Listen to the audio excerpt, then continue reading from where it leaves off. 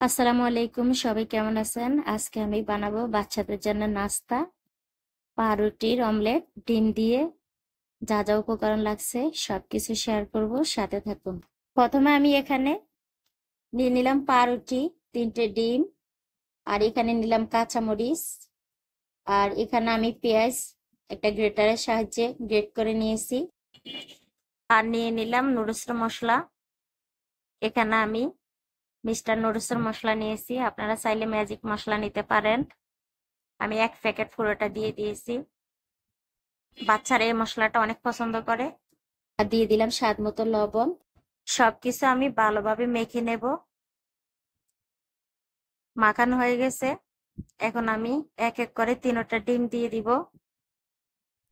আমি আগে থেকে ডিমগুলো ধুয়ে রেখেছি। এখানে আমি 3টে দিয়েছি, আপনারা চাইলে কমিয়ে বাড়িয়ে দিতে পারেন। আপনারা যদি পাউরুটির পরিমাণ বাড়ান তাহলে কিন্তু ডিমের পরিমাণ বাড়াতে হবে, সাথে পেঁয়াজের পরিমাণটাও বাড়াতে হবে। আর কাঁচামরিচের পরিমাণ আপনার বাচ্চা যেমন ঝাল পছন্দ করে তেমনই দিবেন। সবকিছু একসাথে ভালোভাবে মেশাতে হবে। যে আমার মেশানো হয়ে গেছে, এখন আমি দিয়ে দিব 1 টেবিল চামচ চিনি। চিনিটা দিলে কিন্তু স্বাদটা বেড়ে যায়। আপনারা চাইলে আরো একটু বেশি দিতে পারেন বা কমিয়ে দিতে পারেন। আমার চিনিটা মেশানো হয়ে গেছে। আর এদিকে আমি 8 পিস পাউরুটি নিয়েছি। এই সাইড গুলো ফেলে দিব, লাল যে সাইডটা আছে ওই সাইডটা আমি ফেলে দিব। আর আজকে আমি এই পাউরুটির অমলেট বানাবো ঘি দিয়ে। আপনারা চাইলে সাদা তেল বা বাটার দিয়ে বানাইতে পারেন। এখানে আমি হালকা ঘি ব্রাশ করে নিয়েছি। তারপর আমি ডিমের মিশ্রণটার মধ্যে পাউরুটি চুবিয়ে তারপরে আমি দিয়ে দিলাম। চুলার হিটটা কিন্তু আপনারা মিডিয়াম টু লো হিটে রাখবেন। 1 পিঠ হয়ে গেছে, আমি এখন উল্টিয়ে দিব।